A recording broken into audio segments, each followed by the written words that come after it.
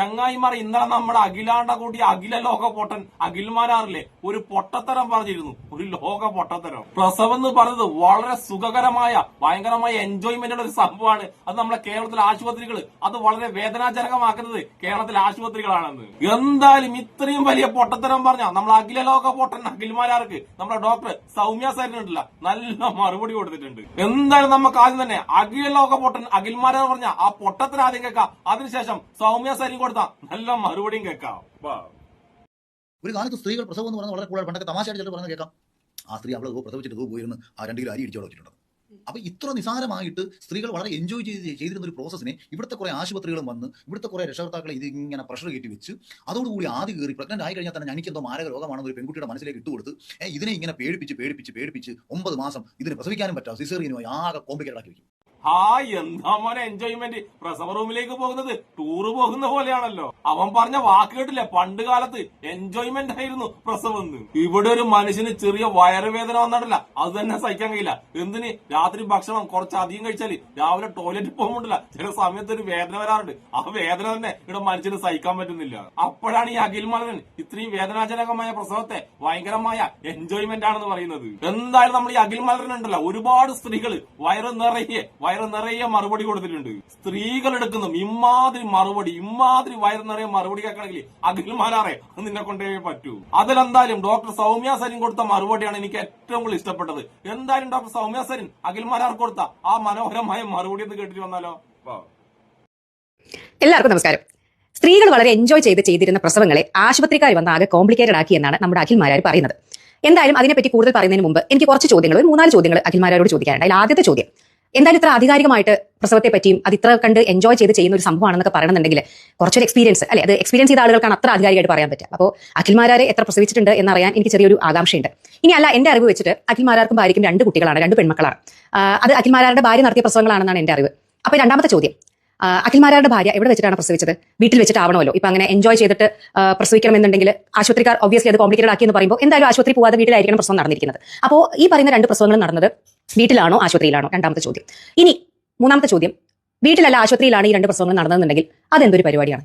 എന്തുകൊണ്ട് സ്വന്തം ഭാര്യയ്ക്ക് ആ എൻജോയ്മെന്റ് അഖിൽമാരാർ നിഷേധിച്ചു?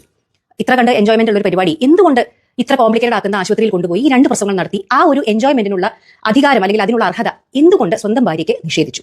ഈ 3 ചോദ്യങ്ങൾ എനിക്ക് ആദ്യമേ അഖിൽമാരാരോട് ചോദിക്കാനുണ്ട്. അപ്പൊ ഇതിനൊരു ഉത്തരം കിട്ടുവോ കിട്ടാതിരിക്കുകയോ ചെയ്യാം, അത് അഖിൽമാരാരുടെ ഇഷ്ടം. അതുപോലെ അപ്പൊ എനിക്ക് പറഞ്ഞു വരാനുള്ളത്, നമ്മുടെ ഇന്ത്യ മഹാരാജ്യത്ത് നമുക്ക് ഇപ്പൊ സോഷ്യൽ മീഡിയ കൂടി ഉള്ളതുകൊണ്ട് എന്തിനെ പറ്റിയും നമുക്ക് സൂര്യൻ താഴെയുള്ള എന്തിനെ പറ്റിയും ആർക്കും അഭിപ്രായം പറയാവുന്ന ഒരു രാജ്യത്താണ് ഭാഗ്യവശാൽ നമ്മളെല്ലാവരും ജനിച്ചതും ഇപ്പൊ ജീവിക്കുന്നതും. ഞാനിപ്പോ ആ രാജ്യത്തല്ല, പക്ഷെ അതുകൊണ്ട് തന്നെ എനിക്ക് നന്നായിട്ട് അറിയാം നമ്മുടെ രാജ്യത്ത് ആ ഒരു സ്വാതന്ത്ര്യം എത്രത്തോളം ഉണ്ട് എന്നുള്ളത്. പല രാജ്യങ്ങളിലും ആ ഒരു സ്വാതന്ത്ര്യം ഇല്ല. പക്ഷേ നമ്മൾ ആ ഒരു സ്വാതന്ത്ര്യം വിനിയോഗിക്കുമ്പോൾ കുറച്ചുകൂടി റെസ്പോൺസിബിൾ ആവണം എന്നുള്ളതാണ്. അഖിൽമാരാരെ പോലെയൊക്കെയുള്ള സെലിബ്രിറ്റികളെ കേൾക്കാൻ ലക്ഷക്കണക്കിന് ആളുകൾ, അദ്ദേഹത്തെ ആരാധിക്കുന്ന ധാരാളം ആളുകളുണ്ട്. നമ്മളപ്പോൾ അതുകൊണ്ട് ഈ ഇന്റർവ്യൂലൊക്കെ പോയി എന്തെങ്കിലുമൊക്കെ പറയുമ്പോഴേ എന്താണ് പറയുന്നത് എന്നുള്ളത് ഒന്ന് ആലോചിച്ചിട്ട് വേണം പറയാൻ. ഇത്തരത്തിൽ വളരെ ലാഘവത്തോടു കൂടി പ്രസവത്തെ പറ്റിയിട്ടൊക്കെ ഇങ്ങനെയൊക്കെ പറയുമ്പോൾ നിങ്ങളുടെ ഭാര്യയുടെ പ്രസവങ്ങളൊക്കെ നടത്തിയത് വളരെ സേഫ് ആയിട്ട് ആശുപത്രിയിലായിരിക്കും. പക്ഷേ നിങ്ങളെ കേട്ടിട്ട് ചിലപ്പോൾ നാളെ ഇത് അന്ധമായിട്ട് ഈ എൻജോയ്മെന്റ്, ഇത്ര എൻജോയ്മെന്റ് ഉള്ള ഒരു പരിപാടിയായിരുന്നല്ലേ, നമ്മുടെ ആശുപത്രിക്കാർ എന്ത് കൊടും പാതകമാണ് ചെയ്യുന്നത്, ഇത്രത്തോളം കോംപ്ലിക്കേറ്റഡ് ആക്കിയല്ലേ എന്നൊക്കെ കരുതി നിങ്ങളെ അന്ധമായി ഫോളോ ചെയ്യുന്ന ഒരാളെങ്കിലും ചിലപ്പോൾ ഈ എൻജോയ്മെന്റ് ഭാര്യയ്ക്ക് കൊടുക്കാൻ തീരുമാനിച്ചു കഴിഞ്ഞാൽ ആ ഭാര്യയുടെയും ജനിക്കാൻ പോകുന്ന കുഞ്ഞിന്റെയും ജീവൻ വരെ അപകടത്തിലായേക്കാം. അപ്പോൾ സെലിബ്രിറ്റികളെ കുറച്ചുകൂടിയൊക്കെ റെസ്പോൺസിബിൾ ആയിട്ട് സംസാരിക്കണം എന്നുള്ളതാണ് എന്റെ ചെറിയ ഒരു വിനീതമായ അപേക്ഷ. ഇനി നമുക്ക് പറഞ്ഞ കാര്യങ്ങളിലേക്ക് വരാം. ഒരു ചോദ്യം കൂടി ആക്ച്വലി ഉണ്ടായിരുന്നു കേട്ടോ, അത് മറന്നുപോയി. അതിൽ അഖിൽമാരാർ ഈ പ്രസവിച്ച് കഴിഞ്ഞ് ഏതൊക്കെയോ മുതുമുത്തശ്ശിമാര് പ്രസവിച്ച് കഴിഞ്ഞ് പോയിട്ട് അരി കുത്തി എന്നൊക്കെ പറയുന്നുണ്ട്. അപ്പോൾ അഖിൽമാരാരുടെ ഭാര്യ പ്രസവം കഴിഞ്ഞ് എത്ര ചാക്ക അരി കുത്തി എന്ന് അറിയാൻ കൂടി എനിക്ക് ആഗ്രഹം ഉണ്ടായിരുന്നു. ആ ചോദ്യം സത്യത്തിൽ ഞാൻ മറന്നുപോയതാണ്. 4 ചോദ്യത്തിൽ 4-ാമത്തെ ചോദ്യം അതായിരുന്നു, അഖിൽമാരാരുടെ ഭാര്യ എത്ര അരി കുത്തി പ്രസവം കഴിഞ്ഞിട്ട്. നോക്കൂ, ഇതൊക്കെ പറയാൻ മാത്രമേ പറ്റൂ. ഇതൊക്കെ ഇങ്ങനെ എന്താ പറയാ, വാചകടിക്കാൻ മാത്രം പറ്റുന്ന കാര്യങ്ങളാണ്. പ്രസവം എന്ന് പറയുന്നത് അഖിൽമാരാർ സ്വന്തം ഭാര്യയോടൊന്ന് ചോദിച്ചു നോക്കിയാൽ മതി. ഞാനും പ്രസവിച്ച ഒരാളാണ്. അതിനേക്കാൾ ഉപരി ഞാൻ പ്രസവം ദൈനംദിന ജീവിതത്തിൽ കണ്ടുകൊണ്ടിരിക്കുന്ന ആളാണ്. ഞാൻ ഗൈനക്കോളജിസ്റ്റ് അല്ല, പക്ഷേ നിയോനറ്റോളജിസ്റ്റ് ആണ്. അതായത് കോംപ്ലിക്കേറ്റഡ് ആയിട്ടുള്ള പ്രസവങ്ങൾ നമ്മൾ അടുത്ത് നിന്ന് അറ്റൻഡ് ചെയ്ത് ആ കുഞ്ഞിനെ ഏറ്റുവാങ്ങുന്ന ഡോക്ടറാണ് ഞാൻ. അപ്പൊ അതുകൊണ്ട് എത്രയോ ആയിരക്കണക്കിന് പ്രസവങ്ങൾ കണ്ട ഒരു എക്സ്പീരിയൻസ് പറയാണ്. അല്ലെങ്കിൽ ഇത് അതൊന്നും നിങ്ങൾ കണക്കാക്കണ്ട, ഒരു കുഞ്ഞിനെ പ്രസവിച്ച എക്സ്പീരിയൻസ് എന്ന് പറയുകയാണെന്ന് വെച്ചോളൂ. സാധാരണ നോർമൽ പ്രസവമായിരുന്നു എന്റെ. പ്രസവിച്ച എല്ലാ സ്ത്രീകൾക്കും പറയാനുള്ള കഥ ഒന്ന് തന്നെയാണ്. ഈ പറയുന്ന ഒരു എൻജോയ്മെന്റും ഈ പറയുന്ന ഒരു സുഖവും സുഖപ്രസവത്തിലും ഇല്ല, സിസേറിയനിൽ അത്രയ്ക്കും ഇല്ല. അത്ര കഷ്ടപ്പെട്ടിട്ട് തന്നെയാണ് ഓരോ സ്ത്രീയും ഒരു കുഞ്ഞിന് ജന്മം നൽകുന്നത്. അത് ആ പ്രസവ പ്രക്രിയ മാത്രമല്ല, ആ 9 മാസവും എന്തൊക്കെ തരത്തിലുള്ള കഷ്ടപ്പാടുകൾ ഒരു സ്ത്രീ അനുഭവിക്കുന്നുണ്ടെന്ന് ചോദിച്ചു കഴിഞ്ഞാൽ അതൊന്ന് പ്രസവിച്ച സ്ത്രീകളോട് തന്നെ ചോദിക്കണം. അതിനേക്കാൾ ഉപരി ആ കുഞ്ഞിനെ ഒന്ന് പുറത്തേക്ക്, ആ പ്രസവ പ്രക്രിയ, ഡെലിവറി എന്ന് പറയുന്ന, അതിപ്പോ നോർമൽ ലേബർ ആവട്ടെ സിസേറിയൻ ആവട്ടെ ഏത് തരം ഡെലിവറി ആണെങ്കിലും ആ ഒരു അനുഭവം ഒരു സ്ത്രീക്കും അത്ര സുഗമമല്ല. പിന്നെ നമ്മൾ ഈ പറയുന്ന എല്ലാ വിഷമങ്ങളും ബുദ്ധിമുട്ടുകളും നമ്മൾ മറക്കും. എപ്പോഴാണെന്നറിയോ? ആ കുഞ്ഞിന്റെ മുഖം കാണുന്ന ഒരു സന്ദർഭത്തിൽ, ആ ഒരു നിമിഷത്തിൽ എനിക്കിപ്പോഴും ഓർമ്മയുണ്ട് എന്റെ പാപ്പുവിന്റെ മുഖം ഞാൻ ആദ്യമായിട്ട് കണ്ടത്. അത് കണ്ടപ്പോൾ അതുവരെയുള്ള വേദനകളും പരാധീനതകളും വിഷമങ്ങളും ക്ഷീണവും ഒക്കെ നമ്മൾ അത് ആ ഒരു അമ്മയുടെ മനസ്സുകൊണ്ടാണ്. അല്ലാതെ നമ്മുടെ ശരീരത്തിനും നമ്മുടെ ആകെ മൊത്തം നമ്മുടെ ജീവിതത്തിന് വരുന്ന, ഇനിയിപ്പോൾ സ്ത്രീകളെ സംബന്ധിച്ചിട്ട് ശരീരത്തിന് മാത്രമാണോ മാറ്റങ്ങൾ വരുന്നത്? അത്രകാലം നമ്മൾ എടുത്തുകൊണ്ടിരുന്ന ജോലി ചിലപ്പോൾ അവർക്ക് നഷ്ടപ്പെടും. ഗ്യാപ്പ് വന്നു എന്ന് പറഞ്ഞിട്ട് ചിലപ്പോൾ ജോലി ചെയ്തിരുന്ന സ്ഥാപനത്തിൽ നിന്ന് പുറത്താക്കും. കരിയർ ബ്രേക്ക് വരും. എത്ര കാലത്തെ കഷ്ടപ്പാടാണ്. ഈ കുഞ്ഞിനെ, ഇനി പ്രസവിച്ച് കഴിഞ്ഞ കുട്ടിയെ കൈക്കുഞ്ഞുമായിട്ടൊന്ന് ജീവിച്ച് നോക്കിയിട്ടുണ്ടോ? ആദ്യത്തെ ഒരു 6 മാസം അല്ലെങ്കിൽ 1 വർഷം ഉറക്കം എന്ന് പറയുന്നത് നമ്മുടെ ജീവിതത്തിൽ ഉണ്ടാവില്ല. ഇനി എന്തൊക്കെ പറഞ്ഞാലും ആരൊക്കെ കൂടെ സഹായിക്കാനുണ്ട്? ഭർത്താവിന്റെ അമ്മയുണ്ട്, സ്വന്തം അച്ഛനുണ്ട്, അമ്മയുണ്ട്, സഹോദരിയുണ്ട്, ആരൊക്കെ ഉണ്ടെങ്കിലും ഏറ്റവും കൂടുതൽ സഫർ ചെയ്യുന്നത് ആ അമ്മ തന്നെയായിരിക്കും. എത്രയോ രാത്രികൾ നമുക്ക് ഉറങ്ങാൻ സാധിക്കില്ല. നമ്മൾ വല്ല പ്രാന്ത് പിടിച്ച അവസ്ഥയിലാണ് ഒരു നവജാത ശിശുവിനെ കൊണ്ട് ജീവിക്കുന്ന ഒരു അമ്മ ജീവിക്കുന്നത്. ഇത് ഞാൻ എന്റെ സ്വന്തം അനുഭവത്തിൽ നിന്ന് പറയാണ്. എനിക്കിപ്പോഴും ഓർമ്മയുണ്ട്, ദിവസങ്ങളോളം ഉറങ്ങാൻ പറ്റാതെ ഒരു ദിവസം രാവിലെ എഴുന്നേറ്റ് നിന്ന് ഞാൻ അങ്ങനെ തലചുറ്റി വീണത് എനിക്കിപ്പോഴും ഓർമ്മയുണ്ട്. അപ്പോ ഇത്രത്തോളം അവനവൻ അനുഭവിക്കാത്ത എല്ലാം നമുക്ക് കെട്ടുകഥകളാണെന്ന് പറയുന്ന പോലെയാണ്. അവനവൻ അനുഭവിക്കാത്ത ഈ പ്രസവം എന്ന് പറയുന്ന പ്രക്രിയ ഇങ്ങനെ ഇരുന്ന് വാചകടിച്ച് ലഘൂകരിച്ച് തള്ളേണ്ട ഒന്നല്ല. ഇതിന്റെ അബദ്ധം എന്ന് പറയുന്നത്, ഇങ്ങനെ കേട്ട് കുറച്ചു മുമ്പേ വീട്ടിലെ പ്രസവങ്ങളും ഈ പറയുന്ന അക്യൂപങ്ചർ പ്രസവങ്ങളൊക്കെ വന്നപ്പോൾ ഞാൻ അതിനെതിരെ വളരെയധികം നിശിതമായി വിമർശിച്ചുകൊണ്ട് എത്രയോ ടോക്കുകൾ ഇട്ട ആളാണ്. അന്ന് പലരും എന്റെ താഴെ വന്ന് പറഞ്ഞ ഒരു വിമർശനമാണ്, ഡോക്ടർ ഒരു കമ്മ്യൂണിറ്റിയെ, ഒരു മതക്കാരെ മാത്രം കൊള്ളിച്ചുകൊണ്ട് സംസാരിക്കുന്നു എന്നുള്ളത്. ഞാൻ അന്ന് അതിന് ഒരു ഉത്തരവും പറഞ്ഞില്ല. കാര്യം അതിനൊന്നും ഉത്തരം കൊടുക്കേണ്ട ആവശ്യമില്ല. ഞാൻ ഇവിടെ മതവും ജാതിയും നോക്കിയിട്ടല്ല സംസാരിക്കാറുള്ളത്. അപ്പോൾ ഒരു മതത്തിനെയും പ്രത്യേകിച്ച് ഞാൻ കുറ്റം പറഞ്ഞുകൊണ്ടല്ല അന്ന് സംസാരിച്ചത്. ഇപ്പൊ നിങ്ങൾക്ക് മനസ്സിലായില്ലേ, ഇതിൽ ജാതി മതമൊന്നും ഇല്ല. ഇങ്ങനത്തെ പൊട്ടത്തരങ്ങൾ തലയിൽ വെച്ചുകൊണ്ടിരിക്കുന്ന ആളുകളിൽ ജാതിയില്ല മതവുമില്ല. എല്ലാ മതത്തിൽപ്പെട്ട ആളുകളുടെ ഇടയിലും ഇങ്ങനെയുള്ള അബദ്ധ ധാരണകളുണ്ട്. അതായത് ഈ പ്രസവം എന്ന് പറയുന്നത് സാധാരണ രീതിയിൽ എല്ലാ ജന്തുക്കളും പ്രസവിക്കുന്ന പോലെ സ്ത്രീകൾക്കും പ്രസവിക്കാൻ പറ്റും, ഒരു കോംപ്ലിക്കേഷനും ഇല്ല. ഇതെല്ലാം ആശുപത്രിക്കാരും ഡോക്ടർമാരും പറഞ്ഞുണ്ടാക്കുന്നതാണെന്നുള്ള തെറ്റിദ്ധാരണയിൽ ജീവിക്കുന്ന എത്രയോ ആളുകൾ എല്ലാ മതത്തിലുണ്ട്. അപ്പൊ ഇപ്പൊ ആ ഒരു നിങ്ങളുടെ തെറ്റിദ്ധാരണ മാറിയല്ലോ, ഞാൻ ഒരു മതത്തിനെ മാത്രം കുറ്റം പറയുന്നു. അല്ല, എല്ലാ മതത്തിലും ഈ അസുഖമുള്ള ആളുകളുണ്ട്. അപ്പോ പറഞ്ഞു വന്നത് ഇത്രയേ ഉള്ളൂ.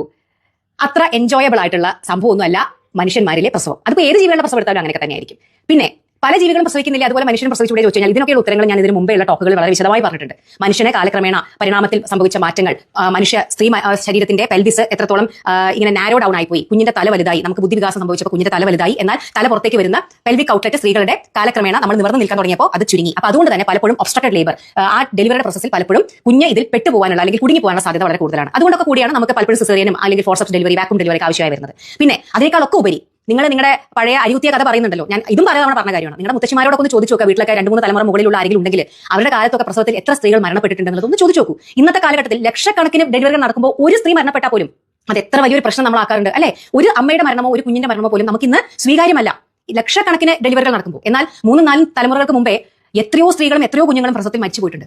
അപ്പോൾ ഈ പറയുന്ന പണ്ടത്തെ കാലത്തെ റൊമാന്റിസൈസ് ചെയ്യുമ്പോൾ അതും ആ കാലവും ഈ കാലവും തമ്മിൽ അജഗജാന്തര വ്യത്യാസമുണ്ട്. നമ്മൾ ജീവിക്കുന്നത് ഈ പറയുന്ന 2026 എന്നൊന്നും മനസ്സിലാക്കിയിട്ട് വേണം ഇത്തരത്തിലുള്ള കാര്യങ്ങളൊക്കെ സംസാരിക്കാൻ, കേട്ടോ. അപ്പൊ അതുകൊണ്ട് പണ്ടത്തെ മുത്തശ്ശി പോയിട്ട് അരികുത്തിയ കഥയൊക്കെ നമുക്ക് ഇങ്ങനെ വെടിപറഞ്ഞിരിക്കാനേ പറ്റൂ. ഇന്നത്തെ കാലഘട്ടത്തിൽ നിങ്ങൾ ആരും സ്വന്തം ഭാര്യ, പലരും പറഞ്ഞു കേട്ടു, പണ്ട് കാലത്ത് അത് ചെയ്തിട്ടുണ്ടായിരിക്കും, ഗതികേട് കൊണ്ടാണ്. കാരണം അന്ന് അത്രയും ദാരിദ്ര്യമാണ്, പ്രസവിച്ച് കിടക്കാൻ പറ്റാത്ത ഗതികേട് കൊണ്ട് പല സ്ത്രീകളും പോയി ചെയ്തിട്ടുണ്ടായിരിക്കും. പക്ഷേ അത് വെച്ചിട്ട് ഇന്നത്തെ നിങ്ങളുടെ ഭാര്യമാര് പോയിട്ട് അരി കുത്തണം എന്ന് പറയുന്നതിൽ എന്തെങ്കിലും ലോജിക് ഉണ്ടോ? അപ്പൊ ഇത്രയൊക്കെ പറയാനുള്ളൂ. പ്ലീസ്, നമുക്ക് ഇന്റർവ്യൂവിൽ എന്ത് വേണമെങ്കിലും പറയാം, പക്ഷേ മെഡിക്കൽ സംബന്ധമായിട്ടുള്ള കാര്യങ്ങളെ പറ്റിയിട്ട് ഇങ്ങനെയൊക്കെ അഭിപ്രായം പറയുമ്പോൾ കുറച്ചുകൂടിയൊക്കെ ഒന്ന് ശ്രദ്ധിക്കുക, കേട്ടോ. അപ്പൊ ശരി, ബൈ.